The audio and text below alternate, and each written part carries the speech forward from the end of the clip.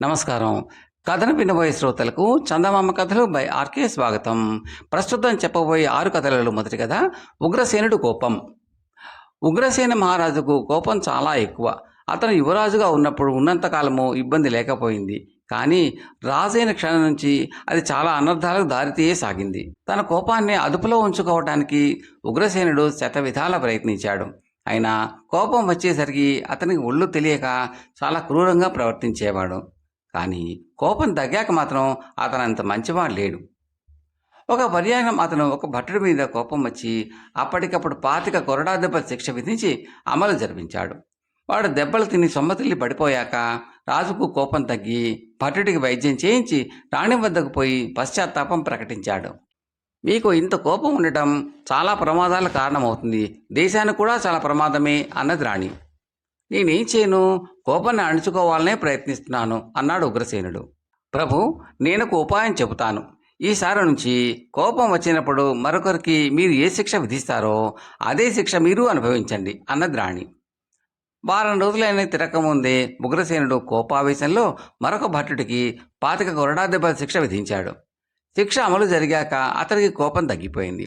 అప్పుడు రాణి మాటలు గుర్తురాగా, చిన్న తప్పుకు 25 కొరడా దెబ్బల శిక్ష విధించడం నేరం. ఈ తప్పు చేసినందుకు నేను ఇదే శిక్ష అనుభవిస్తాను అన్నాడు. అయితే అక్కడ ఉన్న రాజభటులలో ఎవ్వడూ కూడా రాజును కొరడాతో కొట్టడానికి ముందుకు రాలేదు. రాజు శాసించి కూడా లాభం లేకపోయింది. ఉగ్రసేనుడు రాణి వద్దకు వెళ్ళి జరిగింది చెప్పాడు. రాణి నవ్వి, భటుడు చిన్న తప్పు చేసినందుకే 25 కొరడా దెబ్బలు కొట్టించారు. రాజుగారి శాసనాన్ని పాలించకపోవడం పెద్ద నేరం కదా. అయినా అంత నేరం చేసిన భటుల మీద మీ కోపం ఎందుకు రాలేదు?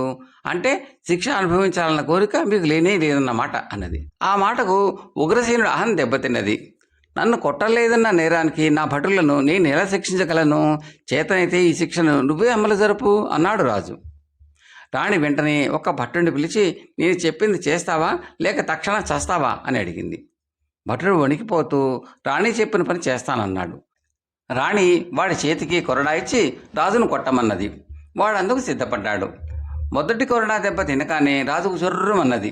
రెండో దెబ్బ పడేలోగానే అతను తిరగబడి భటుడి చేతి నుంచి కొరడా లాగేసుకుని వాడిని 10 దెబ్బలు కొట్టాడు. రాణి ఏదో అనబోతే అతను వినిపించుకోకుండా అక్కడ నుంచి చరచరా మంత్రి వద్దకు వెళ్ళి, మంత్రి, రాణి రాజద్రోహం తలపెట్టింది. ఆమెకు దేశ బహిష్కరణ శిక్ష విధించాను. దాన్ని వెంటనే అమలు జరపండి. అలా చేయకపోతే మీరు కూడా రాజద్రోహిగా పరిగణించబడతారు అన్నాడు. గత్యంతరం లేక మంత్రి రాణిని సమీపంలో ఉన్న అరణ్యంలో దిగబడిచాడు. తర్వాత కోపం తగ్గి పశ్చాత్తాపం కలిగి రాణిని తిరిగి అంతఃపురానికి తెప్పించుకున్నాడు రాజు. దానితో పాటు రాణికి ఎంతగానో క్షమాపణలు చెప్పుకున్నాడు. ప్రభువులు మన్నిస్తే ఇంకో ఉపాయం చెబుతాను. మీరు కోపోద్రేకంలో వేసే శిక్షలు వెంటనే అమలుపరచకుండా శాసించండి. ఈ లోపల మీ కోపం తగ్గుతుంది. కోపం తగ్గినాక మీ అంత మంచివారు ఉండరు కదా అన్నది రాణి. రాజు తన కింది ఉద్యోగులకు అలాగే చెప్పాడు. అయితే ఈ ఉపాయం కూడా ఫలించలేదు. తాను వేసిన శిక్ష వెంటనే అమలు జరపనందుకు రాజుకు ఆ వ్యక్తుల మీద కూడా కోపం వచ్చేసేది. అంతేకాదు, శిక్ష అమలు జరిపేదాకా అతని కోపం అలా పెరిగిపోయేది. ఒకసారి ఉగ్రసేనుడికి తన కోపం గురించి ప్రజలు ఏమనుకుంటున్నారో తెలుసుకోవాలని అనిపించి మారువేషంలో దేశమంతా తిరిగాడు. ఒకచోట అతనికి తనకన్నా కూడా కోపిష్టవాడు తగిలాడు. వాడు పని పెట్టుకుని ఉగ్రసేనుడితో గిల్లి గజ్జా పెట్టుకుని పెద్ద గొడవ చేశాడు. చుట్టుపక్కల వాళ్ళు ఉగ్రసేనుడిని శాంతపరచడానికి ప్రయత్నిస్తూ, ఊరుకోండి బాబు, వాడు అసలే కోపిష్ట వేధవా, కోపం వస్తే మహారాజును కూడా లెక్క చేయరు అన్నారు. ఎందుకు లెక్క చేయడు? నేనే మహారాజును. వీడు ఇప్పుడు నా కాళ్ళు పట్టుకోకపోతే 50 కొరడా దెబ్బలు కొట్టిస్తాను అన్నాడు ఉగ్రసేనుడు తన మారువేషం తొలగిస్తూ. అతను మహారాజు అని తెలిసి కూడా ఆ ముక్కొప్పి తన ధోరణి మానక, రాజైతే నాకు లెక్కేమిటి, తప్పంతా ఆయనదే, ఆయనే నా కాళ్ళు పట్టుకోవాలి అన్నాడు. ఉగ్రసేనుడికి కోపం రెచ్చిపోయింది. అందుచేత త్వరలోనే ముక్కోపి వాడు కొరడా దెబ్బల శిక్ష అనుభవించడం జరిగింది. వాడు దెబ్బలు తింటూ కూడా రాజును తిడుతూనే ఉన్నాడు. అలాంటి మూర్ఖుడికి అంత కఠిన శిక్ష విధించినందుకు రాజును చాలామంది మనసులో తిట్టుకున్నారు. కోపం తగ్గిన తర్వాత రాజు ఈ విషయాన్ని రాణికి చెబుతూ, నా ప్రజల్లో నన్ను మించిన కోపిష్టి వాళ్ళు ఉన్నారు. చావు దెబ్బలు తింటూ కూడా కోపాన్ని విడిచిపెట్టలేని వాళ్ళు ఉన్నప్పుడు నా కోపం గురించి నేను బాధపడనక్కర్లేదు అన్నాడు. సామాన్యుడి కోపం వాడికైన కష్టం కలిగిస్తుంది. కానీ రాజు కోపం రాజు కన్నా కూడా ప్రజలకే ఎక్కువ నష్టాన్ని కలిగిస్తుంది. ఇంత కోపం ఉన్న మీకు రాజ్యార్హత లేదు.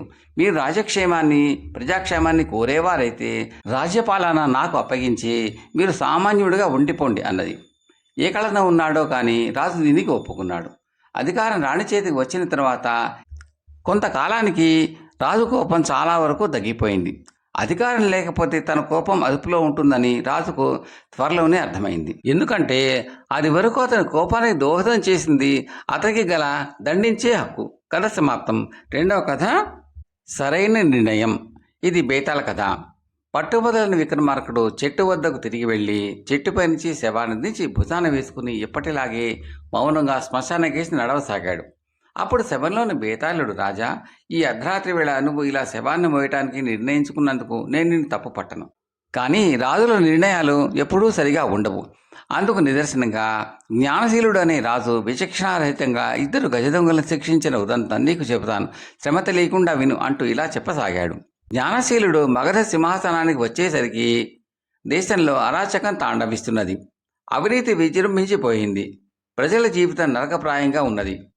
జ్ఞానశీలుడు కేవలం దండనీతి ప్రయోగించి దేశంలో నేరస్తులను అణచి నేరాల సంఖ్యను చాలా వరకు తగ్గించాడు. ప్రజల జీవితం ఒక దారికి వచ్చింది. కానీ జ్ఞానశీలుడి కృషి పూర్తిగా ఫలించలేదు. ఇంకా పెద్ద పెద్ద దొంగతనాలు జరుగుతూనే ఉన్నాయి. అయితే ఇవి సామాన్య ప్రజలను బాధించే దొంగతనాలు కావు. దోపిడీ అవుతున్న వాళ్ళు శ్రీమంతులను కొల్లగొట్టి ధనం నిరుపేదలకు దానం చేయబడుతున్నట్టు రాజుకు తెలియవచ్చింది. ఇంతేకాక దొంగతనాలు చేస్తున్న వాళ్ళు 2 ఉండాలని రాజు ఊహించాడు. ఎందుకంటే ఒకేసారి ఒకే కాలంలో 2 స్థలాల్లో ఎంతో నేర్పుగా దొంగతనాలు జరుగుతున్నాయి. దొంగ ఒకటే అయి ఉంటే ఇలా జరగడం సాధ్యం కాదు. ఈ దొంగలను పట్టుకోవడం జ్ఞానశీలుడికి తన ప్రప్రథమ కర్తవ్యం అనిపించింది. దొంగలు సులువుగా రక్షక భటులకు దొరికేవాళ్ళు కాదు. ఏం చేస్తే బాగుంటుంది అని రాజు మంత్రిని సలహా అడిగాడు. దొంగలను పట్టి ఇచ్చిన వారికి గొప్ప బహుమానం ఉంటుందని ప్రకటించుదాం. పేద సాధులకు దొంగలు సహాయంగా ఉంటున్నారు గనక వాళ్ళకు దొంగల ఆచూకీ తెలిసి ఉండాలి. మనం ఇచ్చే బహుమానానికి ఆశపడి వాళ్ళు దొంగలను పట్టి ఇయ్యవచ్చు అన్నాడు మంత్రి. రాజు ఈ సలహాని నిరాకరిస్తూ, మనం ఒక్కసారి ఇచ్చే బహుమానం కోసం పేద సాధులు తమకు విడవకుండా సహాయపడుతున్న దొంగలకు ద్రోహం చేస్తారని నేను అనుకోను. పేదవాళ్లలో కృతజ్ఞత బలంగా ఉంటుంది. అదీ కాక ప్రజలకు ధనాశ చూపడం, లంచగొండితనాన్ని ప్రజలకు నేర్పడం అవుతుంది. దానితో పాటు మనకు మనమై దొంగలను పట్టలేమని లోకానికి వెల్లడి చేసినట్టు అవుతుంది. పేదలు దొంగలను పట్టి ఇయ్యరు, ధనికులు పట్టలేరు. పట్టగలిగితే ఈ దొంగతనాలు ఇంత విశృంఖలంగా సాగవు. ప్రజల క్షేమం కోరి ఎన్నో పనులు చేశాను. దొంగలను పట్టడం కూడా నా స్వశక్తితోనే జరగాలి అన్నాడు. దొంగే పట్టాలి. రాజు మారువేషంలో రాత్రిపూట దొంగలాగా సంచరిస్తూ దొంగలను గురించిన కొన్ని విషయాలు సేకరించాడు. దొంగలు 2. రంగన్న, సింగన్న అన్నవి వారి పేర్లు. 2 పరువు మర్యాదలు గల కుటుంబాలకు చెందిన వాళ్లే గాని ఆనవాయితీగా దొంగతనాలు చేసే కుటుంబాల వాళ్ళు కాదు. దేశం అరాచకంగా ఉన్న సమయంలో వాళ్ళు దొంగతనాలకు పూనుకున్నారు.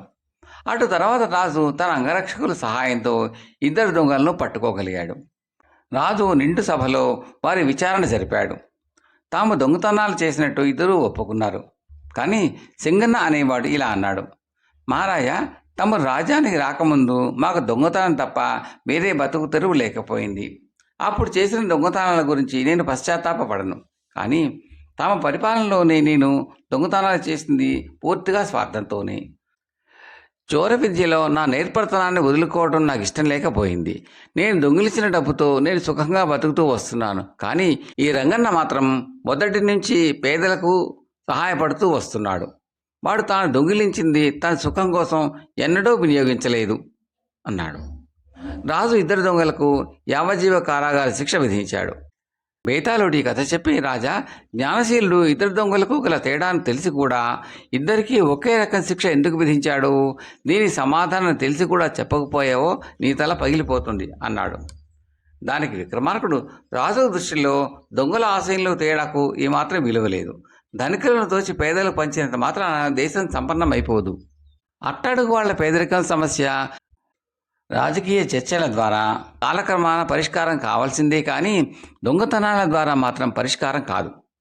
దేశం అభివృద్ధిలోకి రావడానికి జ్ఞానశీలుడు చేస్తున్న కృషి ఒక వంక మంచి ఫలితాలను చూపుతున్న తరుణంలో పేదరికం సమస్యను కృత్రిమంగా పరిష్కరించే దొంగ మూలంగా రాజు కృషికి విలువ లేకుండా పోయింది. కనీసం పేద జనంలో రాజుకున్నా దొంగే చాలా గొప్పవాడు అన్న భావం వ్యాపించి ఉండాలి. పేదలకు దొంగ తోడ్పడుతున్నాడన్న సంగతి రాజుకు జనంలోనే తెలియవచ్చింది. ఈ పరిస్థితిని రాజు సహించడం సాధ్యం కాదు. అందుచేత రాజు ఇద్దరు దొంగలకు ఒకే రకమైన శిక్ష విధించడం సరియైన నిర్ణయమే అన్నాడు. రాజుకి ఈ విధంగా మౌనభంగం కలగగానే వేదాల శవంతో సహా మాయమై తిరిగి చెట్టెక్కాడు. కథ సమాప్తం. 3వ కథ హక్కు. గంగలూరు అనే గ్రామంలో రంగన్న అనేవాడు ఉండేవాడు. రంగన్నది శాంత స్వభావము, వింత మనస్తత్వమును. అతను మితభాషి, ఎవరి జోలికి పోడు. అతన్ని గ్రామవాసులు అందరూ తెలివిలేని వాడి కిందనే జమకట్టేవారు. రంగన్న భార్య కమల గడుసు మనిషి. ఆమె నోరు చాలా చెడ్డది. అందరూ ఆమె నోటికి భయపడతారు. ఆమెకు డబ్బు కాపీనం ఎక్కువ. అందుకే ఆమె రంగన్నను గంగలూరు తెచ్చి అతని చేత వేరే కాపురం పెట్టించింది. ఇంటికి అవసరమైన ఖర్చులు కూడా తగ్గించి డబ్బు మిగిల్చి దాంతో వడ్డీ వ్యాపారం చేసి వడ్డీ డబ్బుతో బంగారు నగలు చేయించుకుని తెగ మురిసిపోతూ ఉండేది.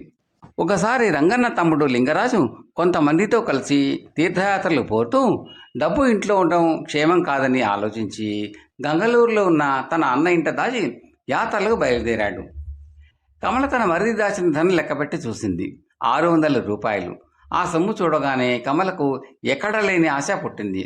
దాన్ని సొంతం చేసుకోవటం ఎలాగా అని దీర్ఘంగా ఆలోచించి చివరకు ఆమె ఒక నిర్ణయానికి వచ్చింది. రంగన్న ఏదో పని మీద పట్టణం పోతున్నాడు. కమల అతనితో ఎంతో మంచిగా, ఏమండోయ్, నా 5 పేటల బంగారు గొలుసు కొంత పైకం ఇస్తాను. పట్నంలో ఆ గొలుసుకు 6వ పేట వేయించి జాగ్రత్తగా పట్టుకురండి అన్నది.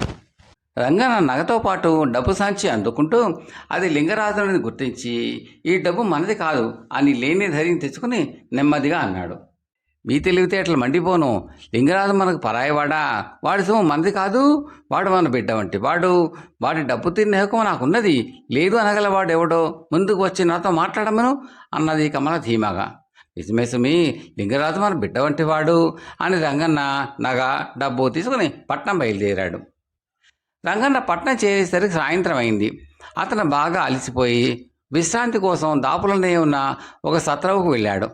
అక్కడ లింగరాజు కనిపించేసరికి రంగన్నకు ఎక్కడ లేని ఆశ్చర్యమో కలిగింది. అప్పుడు లింగరాజు తన అన్నతో, మేం వెళ్ళబోతున్న వైపు వరదలు వచ్చాయట, దారి లేదు, అందుకనే ఇంటిముఖం పట్టాం. రేపు ఉదయం బయలుదేరి గంగలూరుకి వెళ్ళి నా డబ్బు తీసుకుని అటు నుంచి ఇంటికి పోతాను అన్నాడు. డబ్బు కోసమే అయితే గంగలూరు వెళ్ళక్కర్లేదు, డబ్బు నా దగ్గరే ఉన్నది. కానీ ఆ డబ్బు మీ వదిన తీసుకున్నది. నువ్వు దాన్ని కొడుకు వంటి వాడివి. అందుచేత తల్లిగా నీ సొమ్ము అనుభవించే హక్కు దానికి ఉన్నదట. ఇక ఆ డబ్బు మీద ఆశ వదులుకో అన్నాడు రంగన్న. ఎంతో కాలం కష్టపడి పోగు చేసి భద్రంగా దాచిన డబ్బు ఇలా పోయిందే అన్న బాధతో లింగరాజు కళ్ళ నీళ్లు పర్యంతమయ్యాడు. తమ్ముడి స్థితి చూసి రంగన్నకు జాలి పుట్టుకొచ్చింది. కమల మాట జవదాటడం ప్రమాదం అని అతనికి తెలుసు. కానీ ఎలాగైనా తమ్ముడికి డబ్బు పోయిందన్న బాధ కలగకుండా చూడాలి. ఎలా? అకస్మాత్తుగా రంగన్నకు మెరుపులాంటి ఆలోచన వచ్చింది. విచారించకు తమ్ముడు, నీకు తల్లి లాంటి వదిన నీ డబ్బు తినేది కానీ పైవాళ్ళని పట్టుకుపోలేదు కదా. ఆమె కొడుకుగా ఈ నగ తీసుకున్న హక్కు కూడా నీకున్నది. అందుచేత నువ్వు ఈ నగను తీసుకో అంటూ ఆ నగ తమ్ముడికి ఇచ్చి రంగన్న మర్నాడే గంగలూరుకి తిరిగి వచ్చాడు. రంగన్న చేసిన ఘనకార్యం విని 2000 రూపాయలు నగపోయింది రోయ్, ఈ దద్దమ్మ తెలివితేటలు మండిపోను అని కమల నానా శాపనార్థాలు పెట్టింది. కమల అలా ఎన్ను గోల పెడుతుందో అర్థం కాక, తాను చేసిన తప్పేమిటో తెలియక రంగన్న వెర్రిమొహం వేసుకుని చూశాడు. అది కొంచెం సేపటికి లింగరాజు వచ్చి ఏమీ అనకుండా కమలన్నగా కమలకు ఇచ్చినప్పుడు ఆమెకు ప్రాణం లేచి వచ్చినట్టు అయింది. లింగరాజు దాయమనిచ్చిన తన డబ్బు సంచి మాత్రం తాను తీసుకుని అన్నకు వదినకు వెళ్ళి వస్తానని చెప్పి తన గ్రామం చేరుకున్నాడు. కథ సమాప్తం. 4వ కథ నగల మోజు. రాజమ్మకు నగల మీద మోజు ఎక్కువ. ఆమె తన ఒంటి నిండా నగల దిగవేసుకునేది కానీ ఎంత అవసరం వచ్చినా తన నగ ఒక్కటి కూడా ఇతరులకు అరువు ఇచ్చేది కాదు. రాజమ్మ అన్నగారైన సుబ్బయ్య గారి కూతురు పెళ్లి వచ్చింది. సుబ్బయ్య పెద్ద భూస్వామి, ధనవంతుడును. రాజమ్మ ఆ పెళ్లికి వెళ్ళింది. ముహూర్తం దగ్గర పడుతూ ఉండగా సుబ్బయ్య రాజమ్మను చాటుకు పిలిచి, చెల్లెమ్మ, నీ వల్ల చిన్న ఉపకారం కావాలి. అమ్మాయికి కావలసిన పెళ్లి నగలు చేయమని పొరుగురు కంసాలకి 10 రోజుల క్రితమే డబ్బిచ్చాను. కానీ ఇంతవరకు నగలు రాలేదు. ముహూర్తం దగ్గర పడుతున్నది. అమ్మాయి ఒంటి మీద నగలేమీ లేకుండా పెళ్లిపీటల మీద తీసుకురావడం ఏమీ బాగుండదు. అందుచేత అమ్మాయికి నీ ఒంటి మీద నగలు పెట్టి స్వయంగా నువ్వే దాన్ని పీటల మీద కూర్చోబెట్టు. పెళ్ళి అయిపోగానే నీ నగలను తీసుకోవచ్చు అన్నాడు. అలా చేయటానికి రాజమ్మకు మనసు ఒప్పలేదు. ఆమె అన్నయ్యతో, అన్నయ్య, నా ఒంటి మీద నగలు బంగారు అయితే పోనీ నువ్వు అన్నట్టు అమ్మాయికి అలంకరించడానికి నాకేం అభ్యంతరం, కానీ నావన్నీ గిల్టు నగలు, ఆ సంగతి నీకు తెలిసినట్లేదు. పెళ్లి కూతుర్ని గిల్టు నగలతో అలంకరించడం అశుభం అంటారు కదా అని తెలివిగా అబద్ధం చెప్పి తప్పించుకున్నది. సుబ్బయ్య రాజమ్మ మాట నిజమనే నమ్మాడు. కానీ అతను మరో పద్ధతి ఆలోచించేలోపుగా కంసాలి వచ్చి ఆ నగలు అందజేశాడు. అనుకున్న ముహూర్తానికి పెళ్లి నిరాటంకంగా జరిగిపోయింది. ఆ రాత్రి పెళ్లికి వచ్చిన బంధువులందరూ సుబ్బయ్య ఇంటనే ఉండిపోయారు. మర్నాడు తెల్లవారు కానీ ఎక్కడి వారు అక్కడ వెళ్ళిపోవడం జరగదు. రాత్రి భోజనాలు అయ్యాక రాజమ్మ మరి ఇద్దరు దూరపు బంధువులు ఒక గదిలో పడుకున్నారు. అర్ధరాత్రి వేళ దొంగలు ఆ గదిలోనే ప్రవేశించి అలికిడికి నిద్రలేచిన రాజమ్మను, మిగతా ఇద్దరిని కిక్కురుమంటే పొడి చేస్తామని కత్తులతో బెదిరించి ముగ్గురు ముత్తైదుల ఒంటి మీద ఉన్న నగలు మొత్తం ఊడ్చుకుని పారిపోయారు. దొంగలు వెళ్ళిపోయేదాకా ప్రాణాలు బిగబట్టుకున్న రాజమ్మ వారు వెళ్ళిపోగానే గుండె చిరువేలాగా భోరున ఏడవసాగింది. ఆమెతో పాటు నగలు పోగొట్టుకున్న మిగిలిన ఇద్దరు కూడా అదే పనిగా పెడబొబ్బలు పెట్టసాగారు. ఈ ఎల్లరికి పెళ్లికి వచ్చిన బంధువులందరూ నిద్రలేచారు. సుబ్బయ్య ఏం కొంప మునిగిందోనని ఆందోళన పడుతూ వచ్చి జరిగింది తెలుసుకుని నగలు పోగొట్టుకున్న వాళ్ళతో, అమ్మ, మీరేమీ విచారించకండి. మా ఇంటి పోగొట్టుకున్న సొత్తుకు నాది పూచి. మీ నగలు ఏవేవి పోయాయో వివరాలు ఇస్తే అలాంటి నగలే చేయించిస్తాను అని తన చెల్లెలికే తిరిగి, చెల్లెమ్మ, నీలాగే మిగిలిన వాళ్ళు కూడా గిల్టు నగలు అయి ఉంటే నాకు ఈ అనవసరపు ఖర్చు తప్పేది కదా అన్నాడు. ఈ మాట వినగానే రాజమ్మ ముఖం నల్లబడింది. ఆమెకు నోట మాట రాలేదు. 5వ కథ, మంచికి మంచి. రంగమ్మకు 4 కొడుకులు. తన చెల్లెలు చనిపోతే ఆమె కొడుకు రామును 5వ కొడుకుగా పెంచింది. అందరూ యుక్త వయస్కులయ్యారు. రాము తన స్వగ్రామానికి తిరిగిపోయి తనకున్న కొద్ది భూములు వ్యవసాయం చేసుకుంటూ జీవించసాగాడు. రంగమ్మ కొడుకులు 4 పెళ్ళిళ్ళయ్యాయి. వాళ్ళు పెళ్లి చేసుకున్నాక ఏ కోడలు రంగమ్మను తన ఇంట ఉండనీయలేదు. కొంతకాలం పాటు ఆమె వేరుగా ఉండి 4 చేసే ధన సహాయంతో జీవించింది. కొంతకాలానికి ఆ సహాయం నిలిచిపోయింది. అప్పుడు రంగమ్మ ఒక ధనికుడి ఇంటి చాకరీ చేస్తూ అక్కడే ఉండసాగింది. కొంతకాలానికి రాము తన పెత్తలని చూడవచ్చి ఆమె ఏ కొడుకు వద్ద లేదని ఎవరి పంచలో చేరి ముసలితనంలో రెక్కల కష్టం మీద బతుకుతున్నాడని విని చాలా బాధపడ్డాడు. అతను ధనికుడి ఇంటికి వెళ్ళి రంగమ్మ చాకరీ చేసుకుని బతకడం తాను సహించలేనని ఆమెను తన వెంట తీసుకుపోయి చూస్తానని అన్నాడు. రాము బుద్ధిని మెచ్చుకున్న ధనికుడు, పెంచిన తల్లిని నీలాగా చూసుకునేవారు బహు అరుదు. నాకు చాలా సంతోషమైంది. నా కూతురు నుంచి పెళ్లి చేశాను, చేసుకో అన్నాడు. వద్దండి, నేను పెళ్లి చేసుకుంటే నా పెద్దలకి మళ్ళీ ఇదే గతి పట్టవచ్చు అన్నాడు రాము. ధనికుడు నవ్వి, నీకు ఆ భయం వద్దు, నాకు ఒక్కతే కూతురు. పెళ్ళైన తర్వాత నువ్వు నీ తల్లి కూడా నా ఇంటనే ఉండిపోవచ్చు అన్నాడు. రాము పెళ్లికి ఒప్పుకున్నాడు. కథ సమాప్తం. 6వ కథ, తెలివైన పనివాడు. గోపయ్య అనేవాడు శరభయ్య దుకాణంలో కొత్తగా పనికి కుదిరాడు. వాడు చెప్పిన పనులన్నీ తెలివిగాను చురుకుగాను చేస్తూ పోతున్నాడు. ఒకనాడు ఉదయం శరభయ్య దుకాణానికి వచ్చి చొక్కా విప్పి వంకీకి తగిలిస్తూ ఉండగా జేబులో నుంచి కొన్ని నాణాలు కింద పడ్డాయి. గోపయ్య చప్పున వాటిని ఏరి శరభయ్యకి ఇచ్చాడు. ఆ రాత్రి శరభయ్య భోజనం చేసి చేకడుక్కుని తన గదిలోకి వెళ్ళాడు. శరభయ్య భార్య కంచం ఎత్తడానికి పోతుండగా గోపయ్య చప్పున కంచంలో చేపెట్టి ఉంగరం తీసి శరభయ్యకు ఇవ్వడానికి గదిలోకి వెళ్ళాడు. శరభయ్య గోపయ్యని పనిలోంచి తీసేశాడు. తన భార్య కారణం అడిగింది.